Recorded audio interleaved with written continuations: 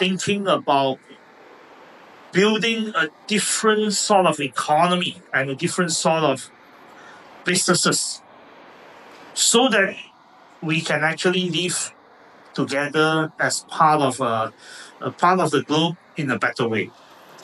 From around 1970s up to perhaps before COVID, the main assumption of businesses was that businesses had only one responsibility, that is to make money for its shareholder.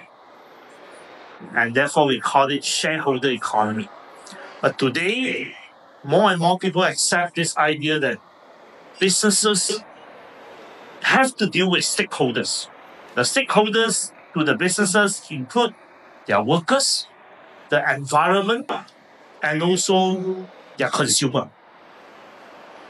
So in the context of stakeholders economy, we are now venturing into purpose investing, or investment that comes with a purpose, investment that has a social responsibility, a social mandate. I think these are important trends that we have to deal with. And as a nation, we want to see this idea being the dominant idea for our nation. For the longest of time, we have been told that businesses are there to compete. We have been told that competition is good and the only way is competition. We have forgotten that the word collaboration or cooperation is important in businesses and also in the economy. The new trade agenda that is different from the previous era because we need to start thinking that Malaysia doesn't compete with Vietnam, Malaysia doesn't compete with Indonesia, Malaysia doesn't necessarily have to compete with Singapore. We can work in a more collaborative manner, and it is important that we set a floor that nation do not compete with each other in lowering wages. The nations shouldn't be competing with each other in lowering wages just in order to get invested. Nations shouldn't be competing with each other to destroy their respective environment in order to lure investors. Nations shouldn't be competing to offer tax cut to investor just to get investor and eventually destroy tax collecting capability. And when government do not collect taxes, government will not be able to provide services. And if government is not able to provide services, you will have fractured societies. Why I'm saying all this is because over the last 40 years, last 50 years, we have seen the outcome of competitive tax cut. We have seen the outcome of competitive lowering of wages and outsourcing.